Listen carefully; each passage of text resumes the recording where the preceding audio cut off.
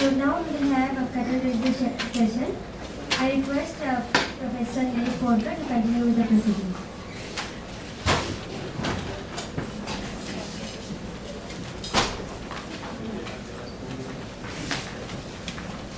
Thank you, Fedora. I once again welcome all the participants for the actual session of the day. And our first session will be the curtain raiser session to be presented by our own faculty, Dr. Anand Naik, who is also the head of Information Technology Department. I welcome you, sir. And I request Ruturaj Ramkar to escort sir in the dance.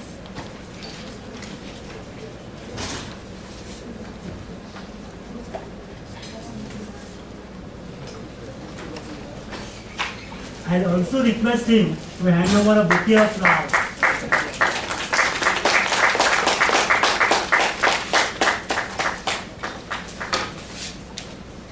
Dr. Anand Naik has completed his MTech as well as PhD from NIT Surathkal, and he has published many papers at the national and international conferences.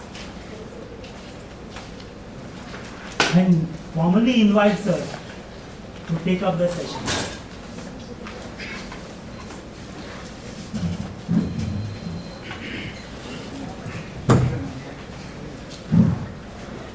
Good morning all, once again. As said, this is a curtain raiser session in the sense we are just going to see what is the background required for this actual main course what we have on lighting. Right? So I'll be talking only on some of the statistics related to lighting, and hence I have titled this as evolution of lighting as such. Right?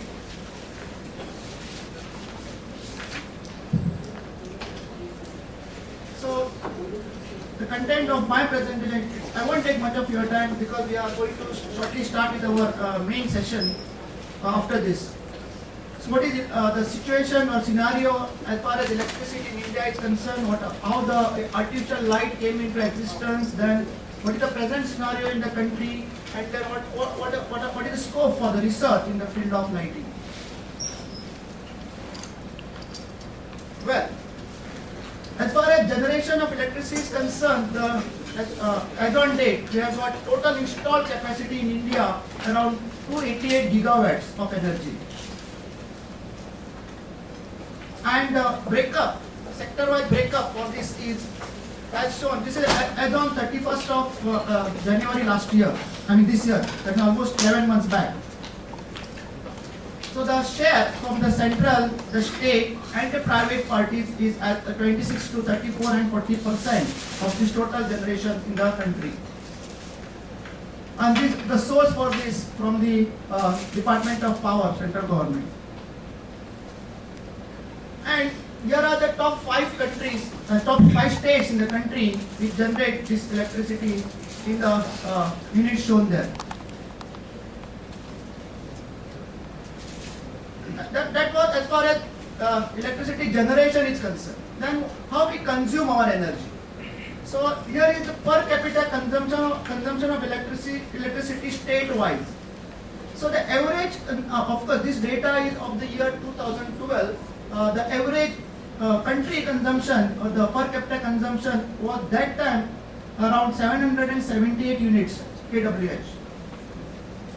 So if you see this reference and then you compare with the states, you can easily see that the small states and the union territories consume more, or the per capita consumption is more than the larger states like Bihar and UP. Right? And of course, you're surprised to know that Goa is the state which consumes the maximum power and the per capita consumption. Of course, the data is from 2012. This is because it is power consumption per person or the population. And now the per capita consumption of the country has crossed 1,000. This is 717 in 2012. And worldwide, and that is how it is calculated as shown on top. Like you calculate the total units per year and then the population of that particular place and so on. And if you see the worldwide consumption, all these European countries have got the maximum per capita consumption. Even the population of India and China is more. So then coming to what is the deficit, the first one was about the generation, then we have seen what is the power consumption, and let us see what is the deficit what we have, or whether we have surplus power. So all India peak power demand in January 2016 was this much, and that at that instant power we could make or we could supply to the consumer was this, hence the deficit of minus 1.9%. This is as far as peak power is concerned. Then how this energy is shared by different consumers, by different sectors.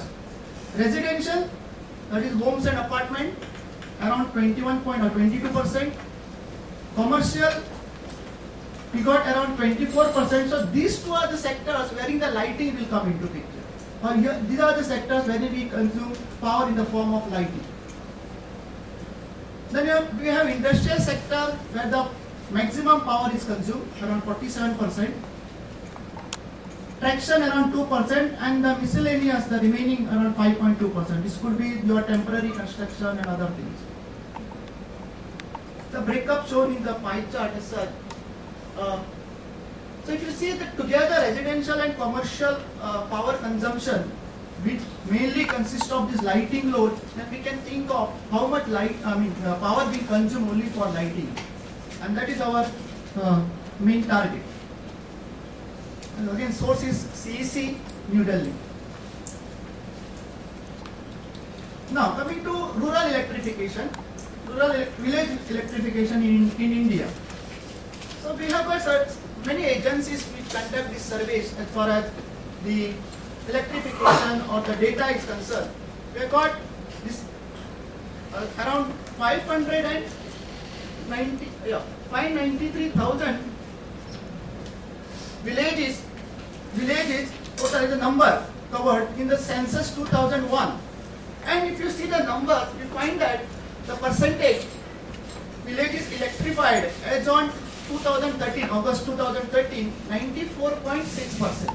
And we always claim that, we say that it is 100% electrified, right? So and this was as per number given in 2001 census. In 2011 census we consider,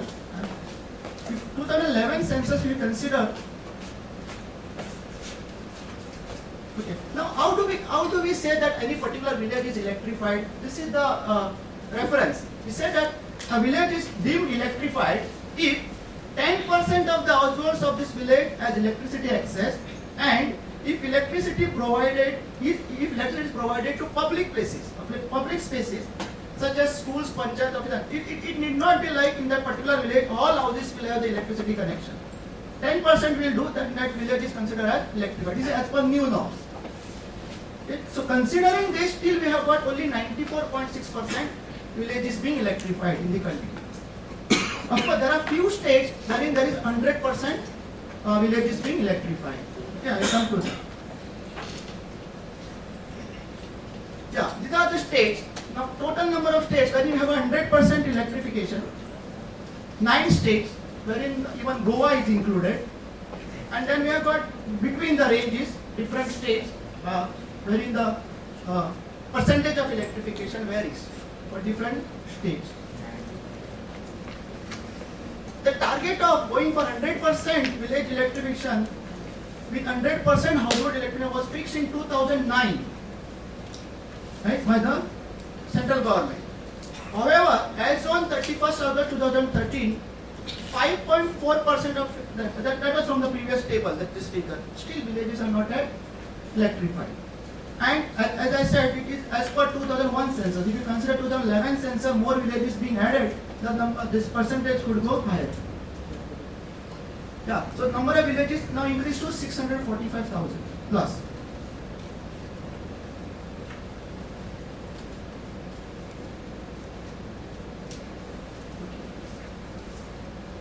is again source CEC, New Delhi. Now let us come. Now with this background, let us come to how this lighting sources came into existence or the evolution of this light. Okay, right from the 18th century. Of course, in the welcome speech, sir has given more deep analysis on this evolution of light. Let us repeat some of the things. So 18th century, so we started with oil lamp, then oil lamp covered with glass chimney. What is oil lamp? The form of lighting started from there in 18th century. Then in 1792, we got the lamp using gas or gas lighting. Gas lighting is used from these gases such as hydrogen, methane, carbon monoxide and so on.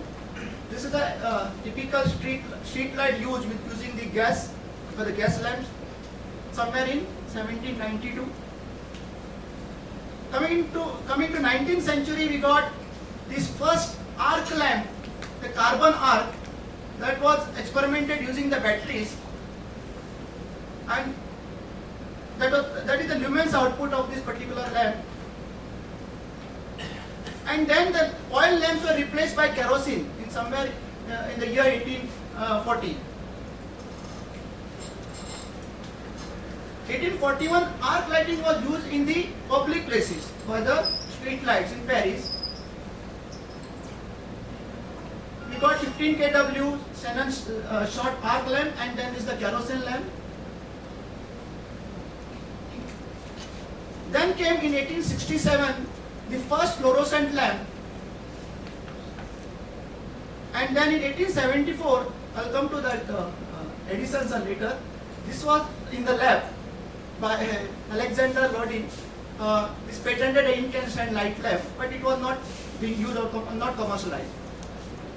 So then 1879, as sir said in his speech, Thomas Edison, along with his partner Joseph Wilson, they patented his carbon thread incandescent lamp, and it lasted 40 hours.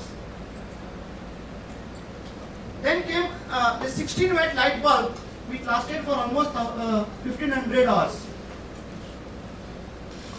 And then the commercially fully enclosed carbon arc lamp in glass globes, that was in 1893 by GE. Incandescent lamp and fluorescent lamp in different forms. In 20th century, we had all these discharge lamps like mercury vapor lamp, sodium vapor lamp, neon lighting. And then came this visible spectrum light emitting diodes, somewhere in 1962. This is a mercury lamp and this light emitting diodes. Diodes, not the LED lamps. And in 1981, Philips company sell their first CFL, that energy saving lamp, with integrated conventional ballast, that ballast along with that lamp. And that lasts around 60,000 hours. That was tested for 60,000 hours. Then we had this ceramic metal halide lamps in somewhere in 1992 to 94. And then came these LEDs, white LEDs, CFL. This is that ceramic metal halide lamp, and then the LED lights. And then coming to this present century, we had in 2008, first LED filament light bulb was introduced in 2008. It is filament light. Inside you have got LED filament. And then in 2011, Philips got the prize for that LED screw-in lamp, that is this normal lamp what we use, that LED lamp. That is 60 watt incandescent A lamp for general use. Okay. So that's how these lamps or the light or the different types of lamps came into existence, right from your oil lamp to this LED lamp. what is the scope for research, the areas wherein the research is going on as far as lighting is concerned. We have got different areas as listed here. So anyone interested in can, of course, go through this and choose your topic of research. And we have got sessions on light pollution, then we have got session on power quality. These are also the research areas, and today or tomorrow we'll have sessions on these too, right? I think that should be enough for us to start with our main course on the lighting system from the experts. Thank you. Thank you very much.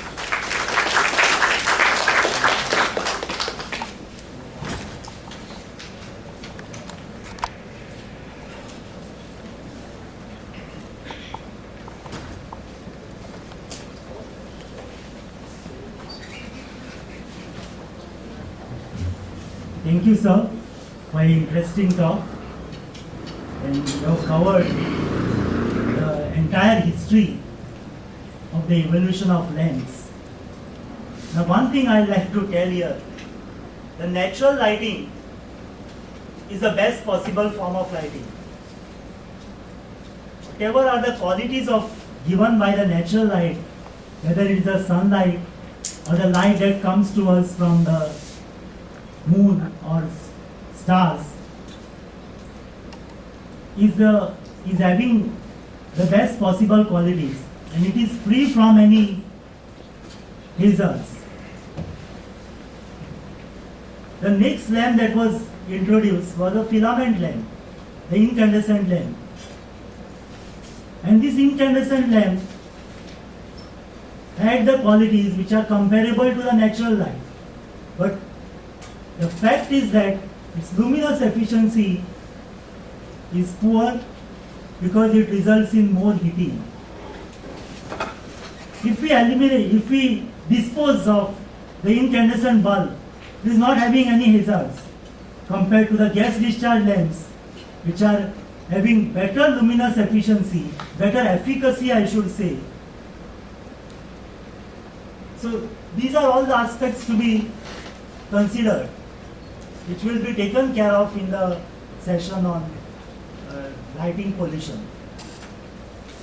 Thank you, sir. Our next session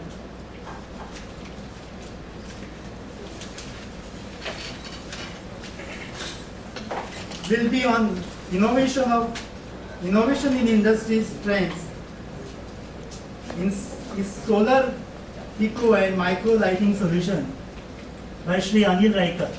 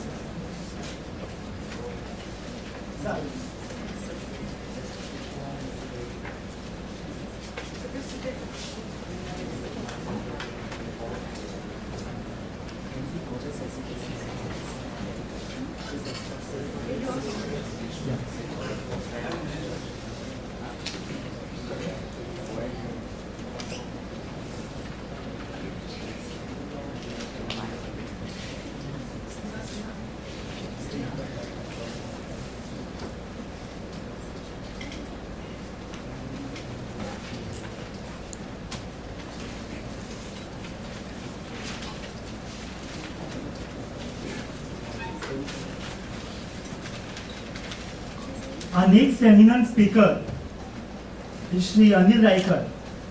It gives me a great pleasure to introduce you this eminent speaker. I welcome you, sir. I request Sneha to escort sir at the desk. Sir, please. I request her to hand over a bouquet of flowers.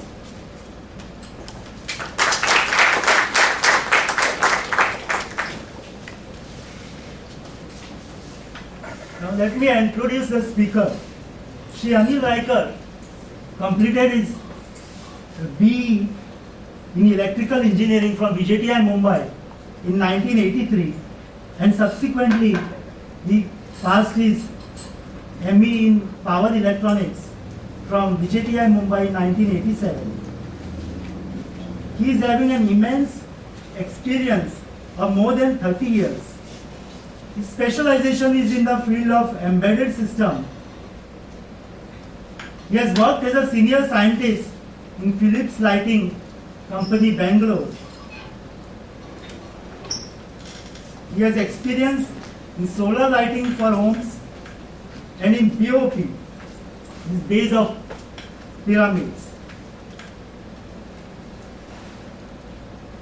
Through this session,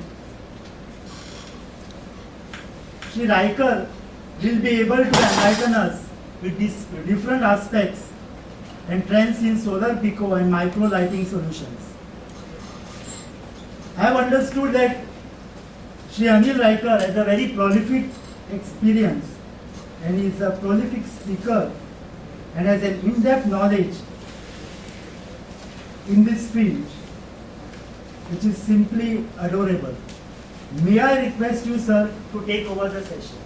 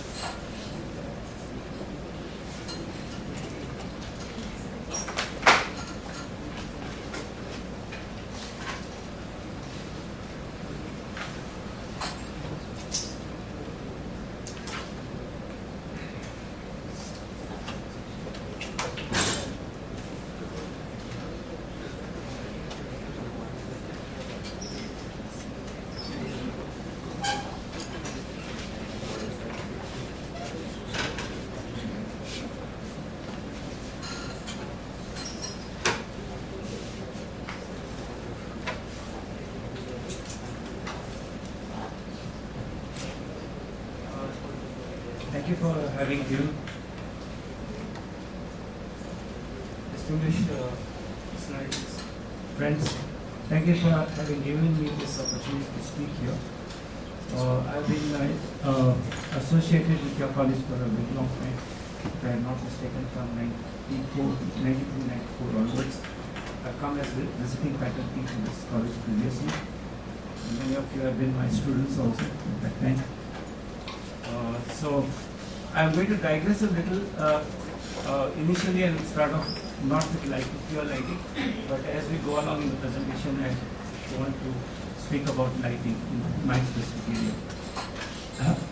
I'm part of the research team of Philips in Bangalore, Philips Lighting. I've been with Philips for 5 years. Yeah.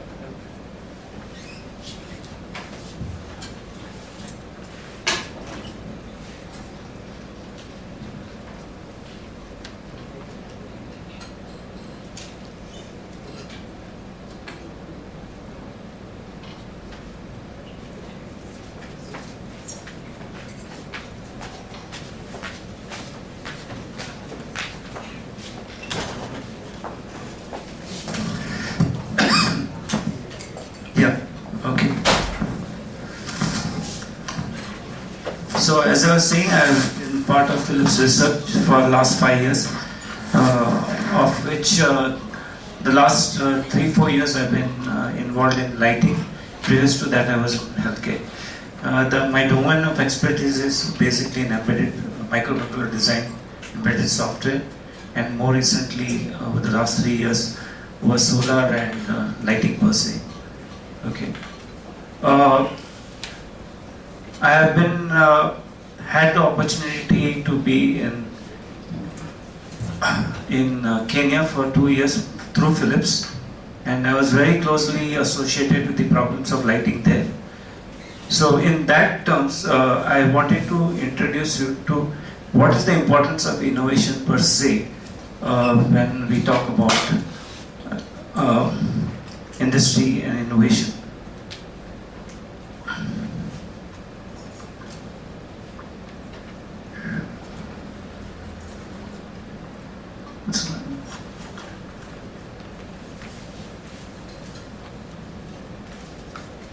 Yeah.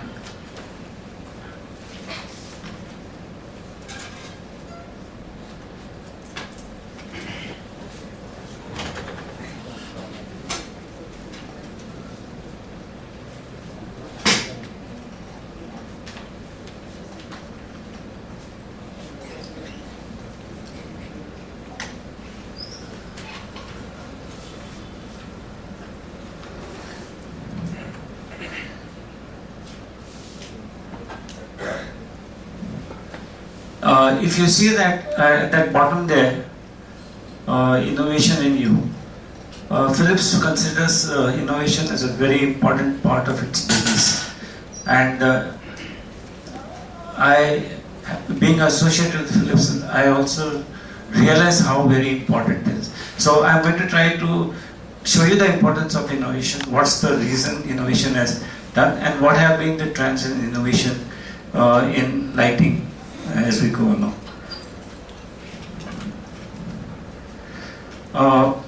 Let's hope this video works.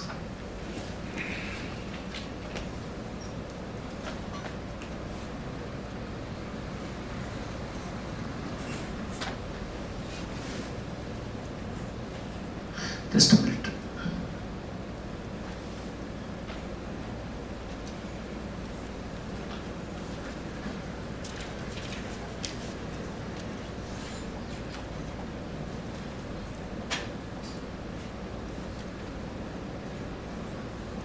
I don't need to show my people my desktop. Just a minute. So Philips is a company which largely depends on innovation, and you have seen Philips was involved in the lumen-led development. It was a company which it partnered with and developed the Philips high efficiency LEDs. Today we know the impact of LEDs to a very large extent, and today almost 60% of Philips revenues in lighting come from LED lighting. The incandescent and the CFL which was there has taken a backseat. In fact, Philips also innovated the CFL bulb, which had a very huge impact also.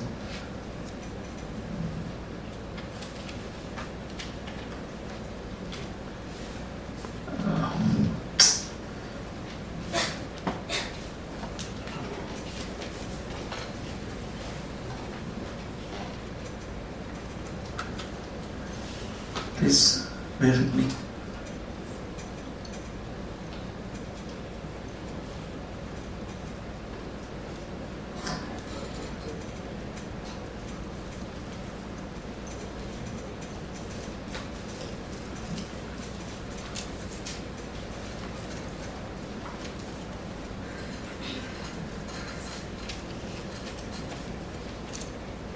I'm having a problem with connectivity.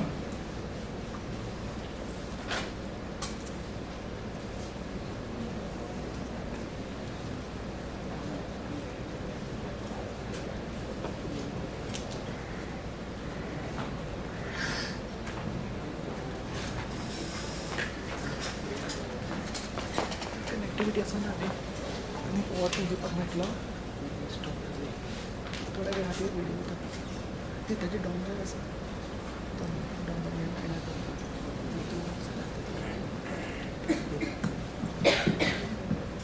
तिला पण 15 discount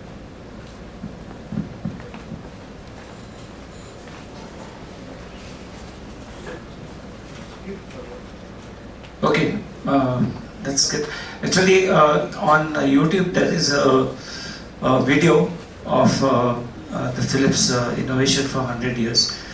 So briefly, Philips has been responsible for many innovations.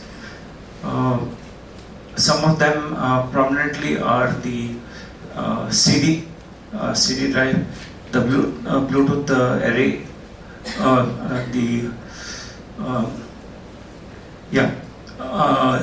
and then of course the LED. And we are also have been in healthcare to a very large extent. The MRI, the ultrasound has also been a very strong profile on that.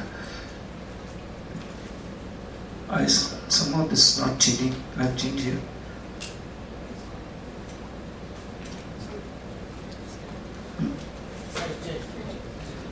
Okay. Now, if you see some of the companies which are shown here, you look at the Digital Electronics Corporation. I don't know how many of you remember this name. Okay, they were the DEC 10 and PDP computer manufacturers, huge mainframe manufacturers, very famous before 1980s. Then you have heard of National Semiconductors, then Hindustan Motors, then Premium Motors, Pan Am, Woolworths, Compaq. Hindustan Motors, you don't hear much of. Premiers is out. Okay. What's the problem with these companies? What happened to them? They forgot to innovate. Digital and IBM were two companies largely into computers prior to 1990s. Okay. Before that, the Indian Railways reservation system was on the DEC 10 system. In Bombay, they had a huge computer system based on the DEC system. But today you don't hear of, while in IBM what happened, IBM did not stick to the PCs. They innovated, they went into different areas, and today, even today they are a strong force to handle with. They may not be in PCs today, but they are into different other. They continuously changed and innovated themselves. DEC 10 did not do. They stuck to the mainframes and they collapsed. So same happened to Premier. They didn't want to change. They came out with old models and they disappeared. So the environment in the industry is such that it continues to change, and unless you have an eye to the future, you are likely to disappear. So you need to, if today you're in a certain business, tomorrow you can't say you will be the same. You need to continuously change, innovate.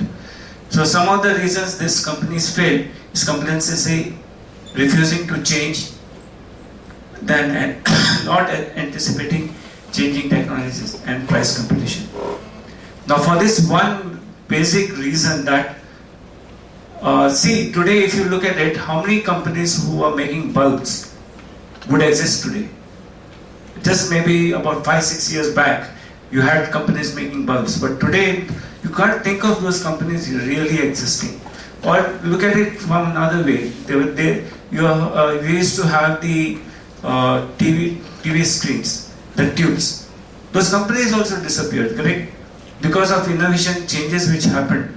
So the basic strategy which top companies today they do, at the top level you have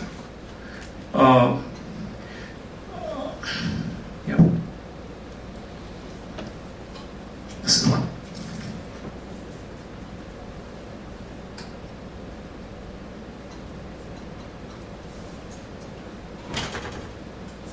Yeah.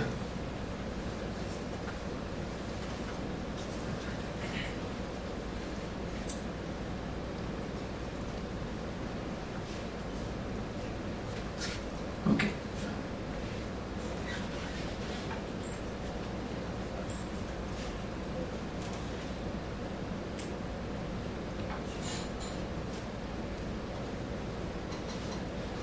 I've changed it here. Huh? Which one? Yeah, I've changed the slide here. Change. Sorry. Okay. So So on the top level you have the company management, and the company management always looks at the future. They look at the plans 5 years, 10 years ahead. Okay, and then they get their inputs from research.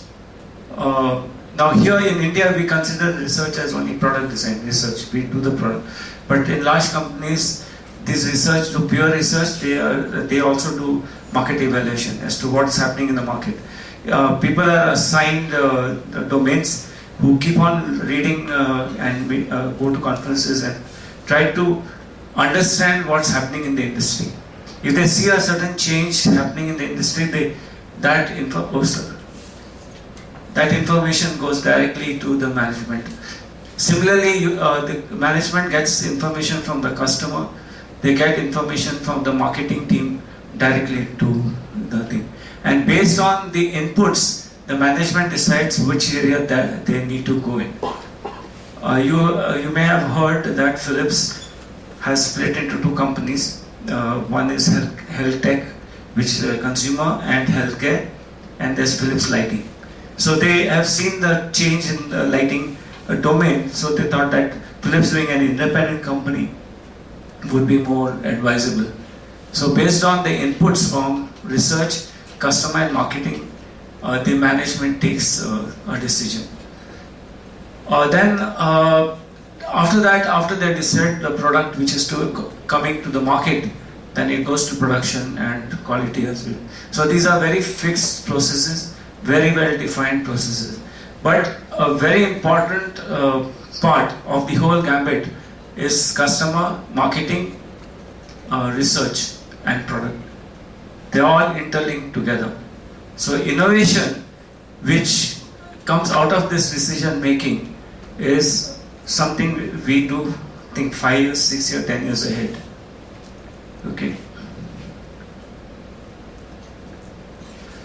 So the management looks, the research is part of the eye to the future.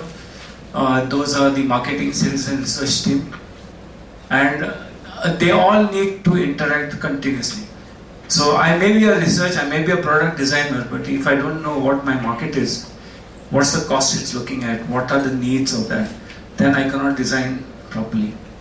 My product, when it goes out, it will not meet the customer needs. Most likely to fail. Okay. Now, if you look at the product cycle, okay, you innovate, pure innovation you do. Like for example, the LED technology, the present trend is try to increase its efficiency. You try to improve the efficiency, come out with new product, and then introduce that new product. So then you get into the introduction stage, and then after that it's a growth. You just introduce the product, you see whether it passed or failed, and then once the product picks up, it goes into growth. So initially from growth, then it goes to maturity. Now companies, and then after maturity it declines. Now look at the mobile, for example. Okay, when it was introduced, it was a novel idea. The pricing could be very high. Like for example, Apple, when it introduces its product, it can have a very high premium cost for that, because it's totally new idea, new features, and therefore you can have good pricing for that. But once the idea becomes common knowledge in the industry, then many people will come into the picture, and then what happens? It goes from growth. That product initially may sell at premium price, low volumes, high profits, and from there you can make lot of sales, growth sales, and you make again a lot of profits. Then a lot of people come into the market. You get into the maturity stage. You may have 10, 15 people in the market. Then your costs have to be reduced, your profitability reduces. And after some time that product dies, declines. And innovation is all about catching the market during this phase, introduction, growth. And before it goes into maturity, you have another product So you get high profitability during this stage throughout your life, product life cycle. Is that clear? So large companies, or as a company, you have to think of not entering the market at this stage, at mature stage, because the pricing is already cut. Today the light bulb, which was initially selling at 1,000, 1,500, is available for 200 today. There's hardly any profitability left in that. Unless someone comes out with a new idea and increases the price, you are not going to gain much for that. So the objective of most industries are to be in innovation, and the reason to be in innovation is this product cycle, life cycle. To catch the market here, come up to here, and exit from the market at this place. Okay? So this is a very important part of the thing. If you try to get into the market now, LED market is very big, solar market is very big. But if you enter here, you're not going to make any profit out of it.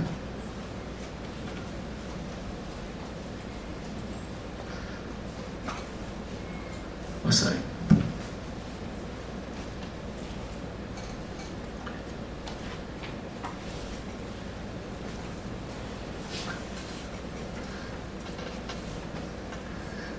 So, what are the trends in innovation? What do we try to do?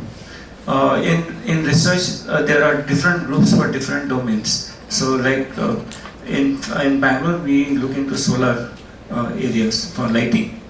There are other centers, say like in Delhi, they look into public lighting. Okay. There are other research centers, they are into basic system configurations. So what we try to do is, in that particular domain which we work for, we try to get new ideas, and then we try to build an IP profile around it.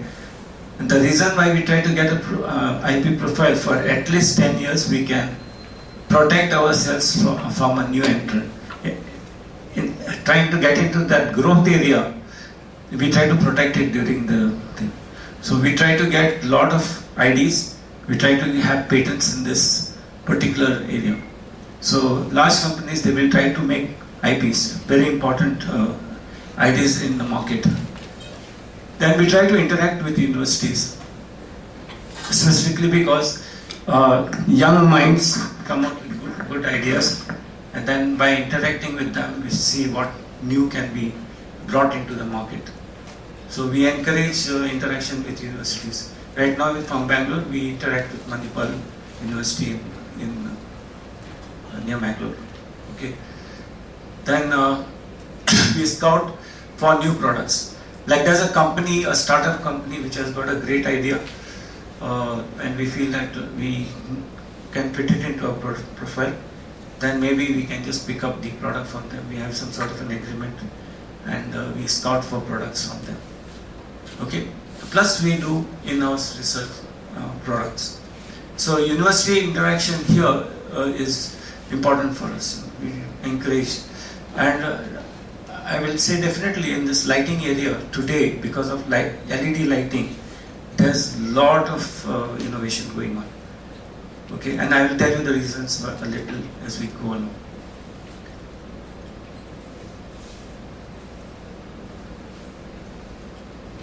Sorry.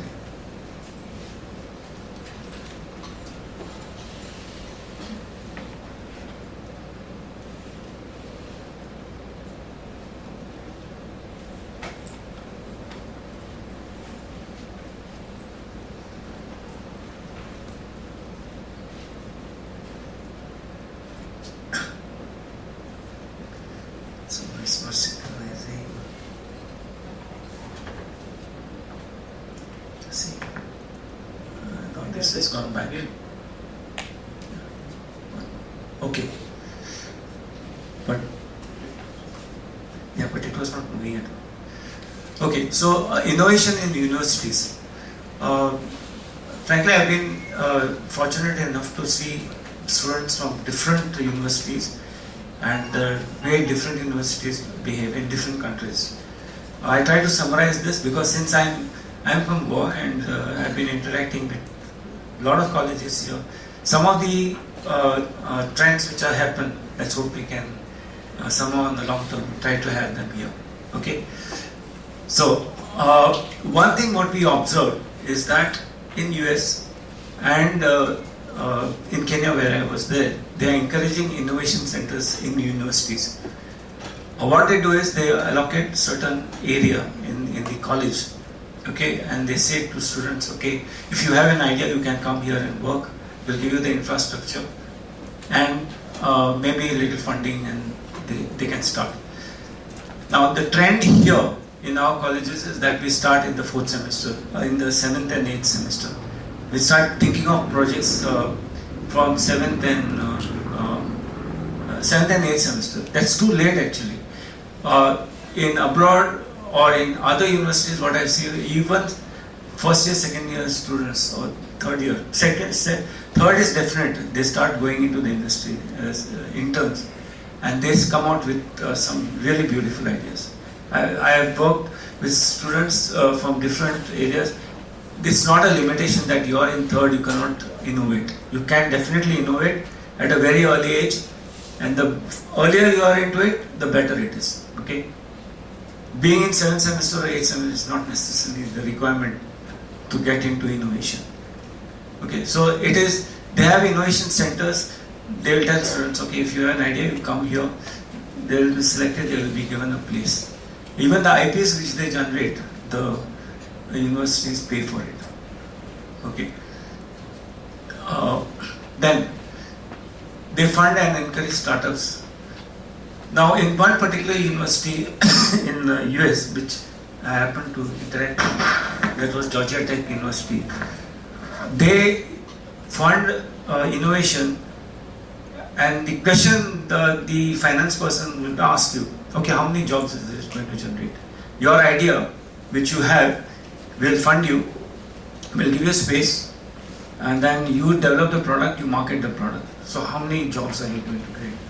So innovation is a direct feeding into the job creation. So if the universities innovate, those many more jobs will be generated. If I make a lighting bulb or lighting product, it's not only you are getting employed, but down the line, at least 1,000 people will be employed because of ideas. So the idea there is that if you innovate, it's going to generate jobs.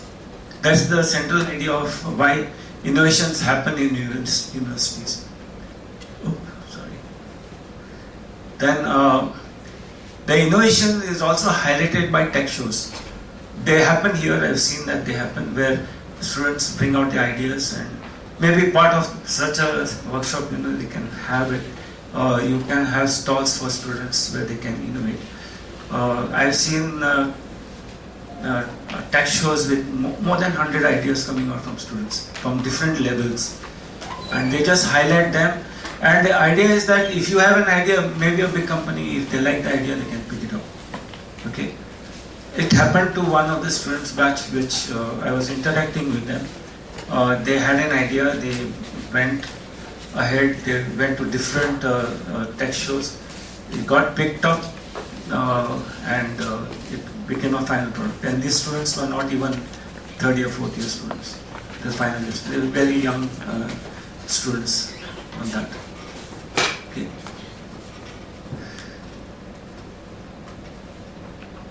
Okay, so this I repeated again that it should start from, I would say, why not first and second year?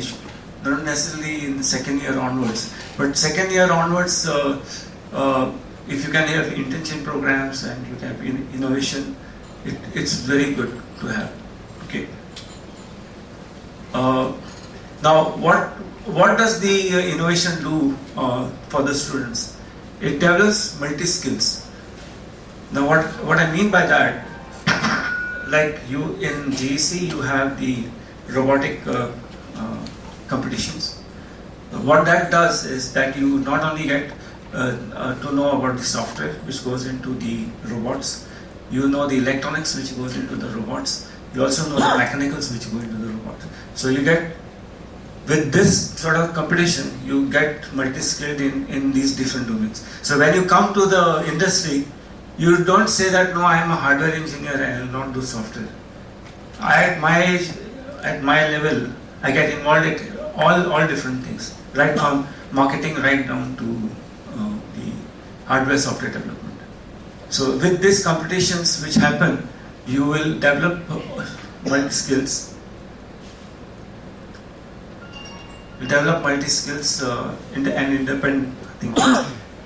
Then a major source of revenue can be IP filings by the university. So if you have got good IPs, intellectual properties, you can sell this to the industry and get fundings from that. Now one thing what I have observed is that in Goa University, students don't get enough time between semesters. Sometimes 15 days, sometimes 4 days, or some 5 days between exams. I mean, that's crazy. Even in ITs or NITs, they get a good 2 months between semesters, especially between the odd, even and odd semester. They get definitely 2.5 months. What that does is those students, they go out to the industry, interact, and then develop ideas during this period. It's not wasted time. This time, which even in IIT and NIT today, you have full 2.5 months. Students go to this colleges, they go to the industry, develop ideas, either software, hardware and all. And they can use whatever they've learned into their skill sets. Okay? So these were some of the observations I've made over a period. I thought I'll put it down because I interact with many of your professors and yourselves. So I thought maybe these things could be very strongly considered as we go along. Okay. So that was about innovation. The broad point is innovation is very important to the industry for survival, because if you don't look ahead, you may get hit by some technology which you don't know. So like for example, the incandescent lamp and CFL lamp, totally gone today. LEDs are coming in, okay? And therefore, unless you look for innovations, you cannot do that. And innovations, as I said, how the innovation can happen over a period of time. Now, if you look at the trends, now I'm going to go into the lighting topic. If you have any questions right now, I'll take, because then I go more into subjective. Yep. Any questions? Any startups which acquired recently? I'm talking about student startups.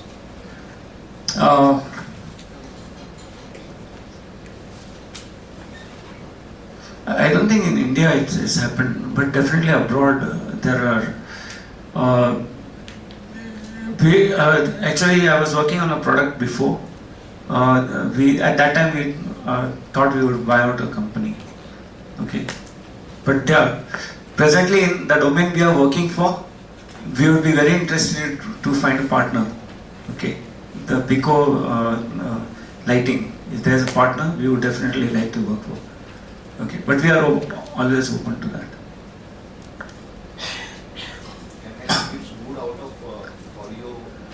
No, that has gone into health tech. We are not moved in. So health tech, Philips Health Tech has got healthcare and consumer. Okay, and Philips Lighting is exclusively lighting. Okay. TVs are also. Yeah. TVs are. TV manufacturing is closed. The R&D is also closed. We have given the what you call brand to another party. It's still manufactured under Philips brand. So what we perceived in that time, that has already reached the maturity stage, and now the pricing is so bad, it's not worth remaining in that. We exited the market. But what is there in Philips Healthcare? Okay, so when you go to the MRI room, it will be either GE, Siemens or Philips. Okay, yeah. Ultrasound, we are almost number 1 in ultrasound. So ultrasound in different areas, cardiac, the perinatal, that's for babies to check. So ultrasound, we are very, very strong in ultrasound. Then you go to the hospitals, you see patient monitors where you are plugged into all those monitors. So we are very strong in patient monitors. I would say instruments per se, we are not into analytic type of instruments. It's basically monitoring and a diagnostic type of thing. So these products have got extensive amount of software, high-tech image processing, things like that. It's hardware and software totally. Okay. Okay. So now the trends in lighting, as we have seen, and this has been done previously. So I thought I'll just mention it. It has gone from incandescent lamps right down to LED lamps. And at each stage, there has been a revolution. But I think the revolution of LED lamps is really remarkable. Okay. 2 weeks back, we read a newspaper article where it said that Coal India had to reducing its production. Okay. Because the uptake of the thermal power stations has reduced. Now, if you try to analyze, it's not only maybe because of lighting, but it's also because of solar. Okay, because solar and renewable energy has been a major input. Right now, it stands at about 8%. It's likely to go to 16-20% as we go along. In Germany, it's already like 80% the renewable. They have so much energy that they don't know what to do with it. Okay, from renewable wind power and solar. Though Germany is in a high altitude latitude area, energy levels are low, but still a lot of Germans, they use solar. Very many. And they are almost the pioneers in solar systems. Chinese may be good at solar panels, but Germans are very good at systems. System engineering, they are very strong. Okay? So LED lamps has that sort of impact. If oil prices have dropped today, one of the reasons is all these renewable sources have come in. They are hitting 8%, 10%, 20%. That means oil requirements are going to reduce, coal requirements are going to reduce. So this has been the huge impact on the system. Okay. Now LED is such a technology. See, when you had the incandescent lamp, or someone mentioned tube lights, you can't control a tube light very easily, correct? Because it's high voltage, and to control that dimming of the LED is difficult. Putting it on and off the tube light would require a high power switch, like a triac or something of that sort, where you lose a lot of power. So because it's high voltage system, controlling such devices was more difficult. But with the LED lamp, it runs at typically 12 volts, 5 volts and on. So switching of current or power there becomes very easy. Okay, so we are just seeing today the type of innovations which are going to come in. I think they're going to be mind-boggling. Recently, we acquired a bulb just for trial purpose. It looks like a normal bulb, okay, but from your mobile, you can control its color, its intensity. You just take the bulb, you put it in the socket. You don't have to do anything else. You don't have to connect any wires to it. But through the mobile, you can control its color, its intensity. You can switch it on and off from anywhere. Okay. Now you can imagine what goes into that bulb. There's a Bluetooth connection. There's wireless. That bulb costs only 1,500. So it has Bluetooth connection. That means a lot of software. There's a lot of software on your mobile. Apps are there. Then you can control the 3 LEDs different colors. So there's a lot of hardware. There's a lot of software. So the industry of LED lamp has taken a complete new thing. So Philips has got a similar product called the Hue, where you can have multiple lights in the room. You can connect it to your audio system and the lights will flicker or change color. You can have different types of color environments as you require in the room. And it becomes very simple. and the costs are also not, right now maybe a little higher. As I said, we are in the starting phase, so we can have a premium price. But maybe in another 5-6 years, that premium price may not be available. It will become commonplace. Okay, so many times you may be on the bed, I'm too lazy to put off the bulb. I just take my mobile, put it off. It's easy as that. No? If your bulb is going to cost you 250, you can do that easily, correct? So that's going to be the trend in that particular line. So now connected with LED, because it's a low power, low voltage device, you can do a lot of things. You can do energy management. I'm sure many people here have already switched to LED, because you can easily see your electricity bill going down. At least it doesn't rise, but definitely stays static. Okay. So you can do your energy management because of LEDs. You can demand response. Okay, this is a new concept which is coming up with the lamps because of LEDs, and that's a very deep electrical subject which is going to happen. And what it means is, especially in California, this is what I heard, they've got regulation to control peak loads.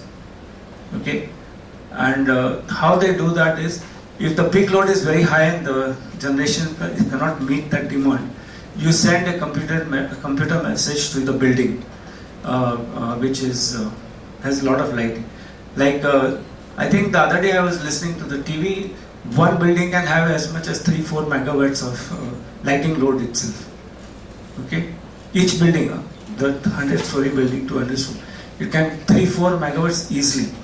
Now just imagine that even if I dim the lights or switch off certain lights, I can bring it down to say 1 megawatt automatically and fast, then it's going to be a good method for the utility systems to bring down its peak load.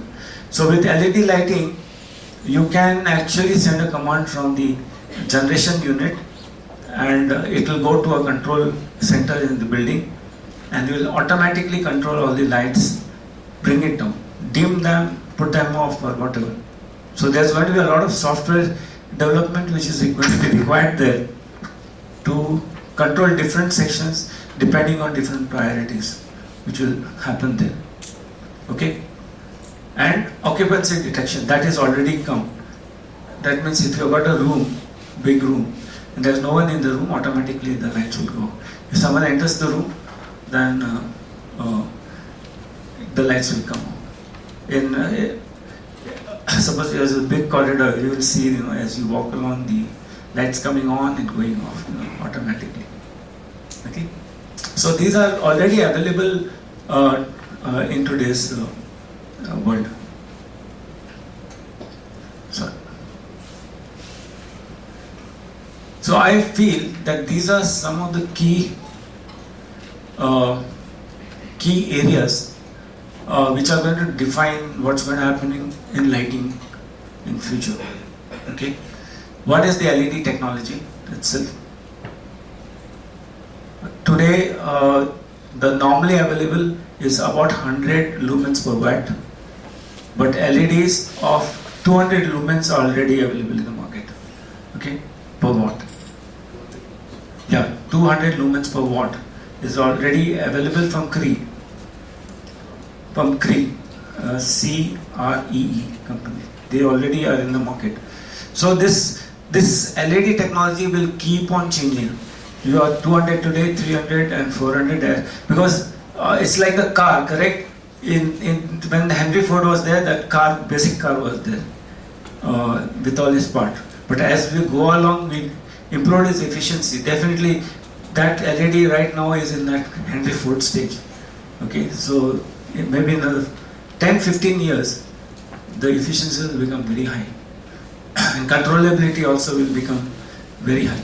So what's going to happen? Your LED efficiencies are going to increase from 100, 200, 300, and because of that, it is going to impact renewable energy also. I'll explain. Okay, and your prices are going to fall. So today, the government is giving bulbs, LED bulbs at 100 rupees, correct? The discounted price. It may come down to 50 also. From 750, I bought a bulb 1 year back, 700. Today is available for 300. So prices will keep on falling here very, very fast. Okay. The other technology which is going to impact us is the renewable energy. I'm not saying renewable only solar. I'm talking about wind energy and all the other things. But solar particularly is going to have a very severe impact on the industry. Today, easily available is 14% efficiency. That means 1 kilowatt per meter, what you get, only 14% of that you can take out. Commercially, already 22% is available. Okay, but then there are talks that 30 to 40% is in the lab already available. What it means is that today in the house, normal house, you require roughly around 2 kilowatts of power. Okay, and for 2 kilowatt hours of power, you require energy per day, and for that you divide by typically 3, around 750 watt hour peak solar panel is required. So 750 kilowatt peak panel if you have, then you can generate 2 kilowatt hour energy for that day. Now if the efficiency increases from 14 to 30, that is also said twice as efficient. Your panel size is going to reduce from 750 to roughly 400 for the same generation of 200 energy. So your panel size is going to reduce, your costs are going to reduce. So that's going to have a very strong impact. Now tomorrow Dr. Udupai is going to come and discuss. He has in his house a solar system. Okay, you can ask him tomorrow when he is exporting or means grid feeding almost 3,000 worth of energy per month automatic. So but if your efficiency increases, he will be able to fit in more, which means that cost will go down. It will become viable for homes to have solar energy compared to grid energy. And personally I feel what will happen, most of you engineers, you made enough money, I would like to go and stay somewhere outside the town, outside where there is no tension, correct? My only tension of putting my house outside is that there is no light, there is no water, but if your solar system is cost effective, I don't mind putting my house there outside, correct?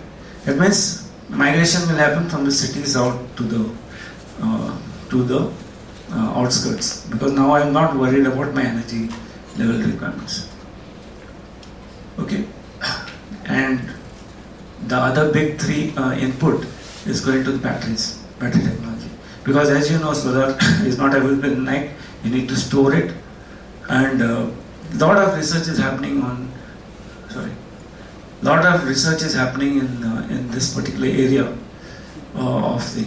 So latest technology what is available is lithium iron phosphate batteries. They are very costly right now, but the energy density and the weight is very important. And Tesla, the company which is having the electric car, is looking at this technology for the car.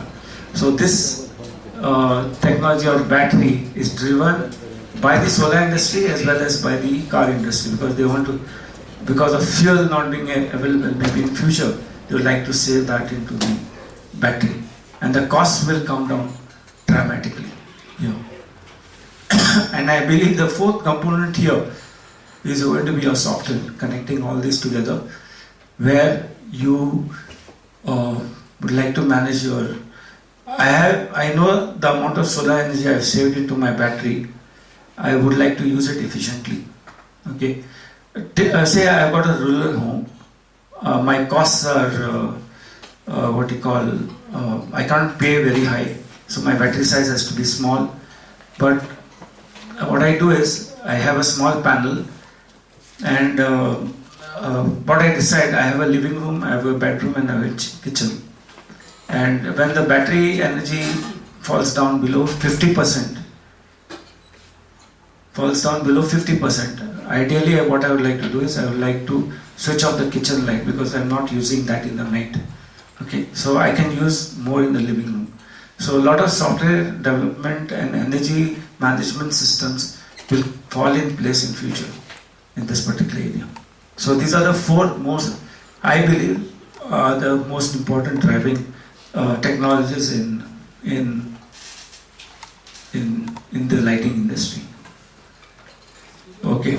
Yeah. Does Tesla use the lithium ion sulfate concept in their Yeah. Are they using that or are they using something? No, they are looking at lithium iron phosphate. They are light and overcharge does not destroy them. But they're talking about like the charging is very fast. So is it like, are they using something which is not known to the... No, basically lithium ion, unlike the lead acid, which takes only about 1% point, that is 10%. If the battery capacity is 100 Ah, then you can charge it at only 10%. That is 10 amperes maximum. But the lithium technology can even do 2C or 3C. That means double the charging. That's possible in lithium. And lithium ion phosphate specifically, it is possible because it's safe. Even if you try to recharge fast, it does not explode. It's pretty safe technology. It's very costly right now, but yeah, it's. I think right now it's in the introduction stage. It will grow and become cheaper as we go along. Okay. Yeah. I have one more question is about the renewable energies, okay, in terms of the batteries and the different side of renewable energies. Like, how do we do the management? Because what happens if you're talking about only solar, okay, and the battery technology is increasing so much, the kind of technology which is there, the improvements in the battery is like more or less like kind of stagnant. We don't have a complete breakthrough which is happening in the battery technology. So renewable, efficiency, as you're showing there, is improving drastically. Yeah. So the point is that solar energy is one thing which we are dependent on a natural source, and there are a lot of hindrances to that. Yeah. Okay, so how does this particular whole thing? When you're talking about management, okay, yeah. So that's a little tricky issue. So how do you manage? Yeah. So one thing is. Okay, I will come to a slide later on, but for your explanation, yeah, it's a challenge. And that is where the software engineers come into play very much. Okay, you monitor, okay, how much energy you have, which are the most vital utilities there. I worked specifically on a primary health center, which was run on solar. Even today it's running on solar for the last 2.5 years. And the challenges are there, okay, you have clouds most of the time, or then you know the amount of energy which is there. It will have a great backup also, that if the battery voltage goes below a certain level, it automatically shifts without any your knowledge that it has shifted. Automatically it can shift. But I can say for sure that 80% of the time it remains on the solar. Okay, 80% of the time. Battery management, yeah. Buses in South Korea, electric buses, yeah. charged by induction on the road. Yeah. The public themselves can see on the panel, yeah. what is the battery level, how much distance can travel. Yeah. Such advances already happened. Yeah, and it will advance and become more and more this thing. So I need that your battery question now. Anything solar power, anything about 10 kW is always grid connected. So there is no need of batteries as such. So only for the small power, we need a battery for it. No, but you see, suppose you are in a rural area, okay, you don't have grid. So then how do you manage? Typically when you design the... level is low, I mean. Yeah, typically when you design the battery, you have... battery reduces. Yeah, if you have grid backup, yes. But typically when you design the battery, you see that it can last for at least 2 days. 3 days or 2 days. Simple example is mobiles. Yes. If the charge is below something, yeah. it starts managing the apps. Yes. So something like that happens. Yeah. Same. And the thing is that this technology today is still not mature. Okay, it's maturing. Different people are using different things. So there's lot of opportunity for innovation in this area, in IBs and innovation. Okay. Yeah. Would you like to break now? Another 5 minutes. Another session is there, sir. Post that. Okay.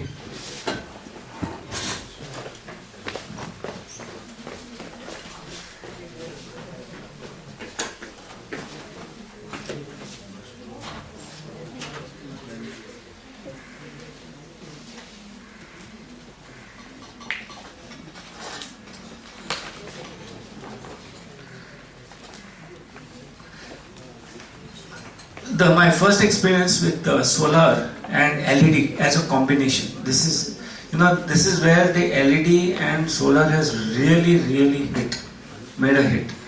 Suppose I had incandescent lamps and I have a huge facility to light. It would take not less than 2 kW or 3 kW of energy. And for that, the solar panels which would require would be 3 times that. It would be a very costly proposition.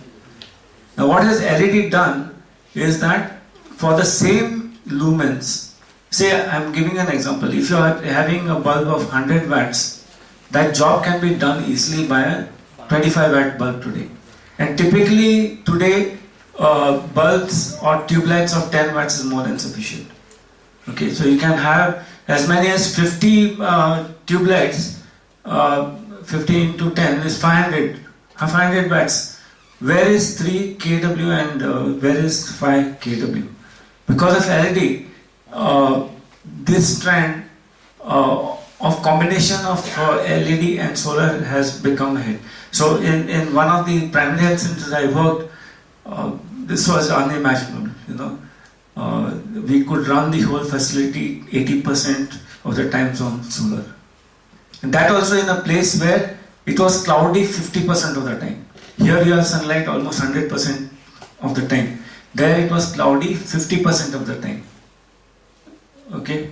And then even then we were able to run 80%. Because I was monitoring that on a day-to-day basis as a research thing to find out how efficient it is. Okay? Yeah. So you require less energy to have the same amount of light. The trend is efficiency is going to increase further, and it will imply that you will require smaller batteries, because the LEDs now are more efficient. The battery sizes which you will require in the system would be definitely much low. So solar panel will generate smaller amount of energy, and what implication is there that more and more homes, both city as well as rural, are going to start using solar. Definitely, I perceive that in another 10 years, you will find that instead of depending so much on the grid, you would prefer to have your own solar system. But challenges are you will have to. Now the question which arises here: are you going to run this on a AC system in your home? You are going to have an inverter and then convert it into AC, and then again LEDs run on 12 volts, again download it, or you have a DC grid and then run your lighting on DC grid. Now which voltage is going to be decided is still not decided, 200, 248 or whatever. So that's an area of research which is going on right now to decide if it's going to go into the home, especially rural homes, at what voltage levels you're going to run it. Okay. So this I have already mentioned. Yeah. So basically I have covered all these points. Basically LED, solar panels and battery are going to be the main driving forces in the industry. Yeah.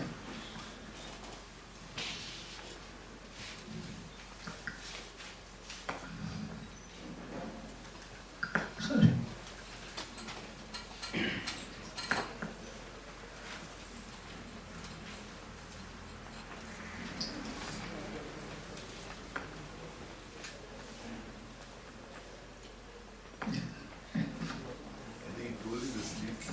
Looks like.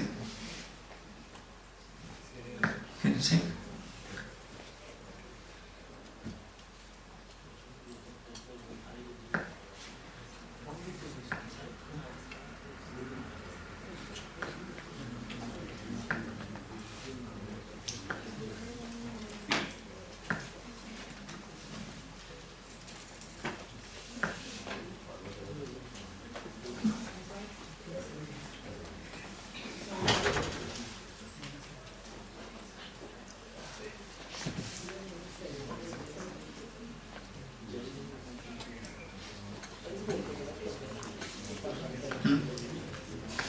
Why is this not synchronized with that? What's the reason?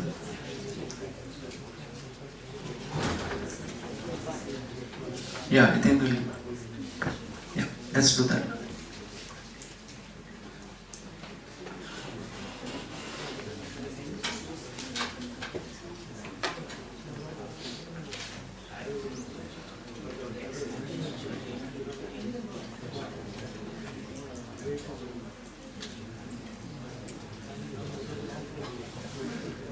Okay, let's take a break now.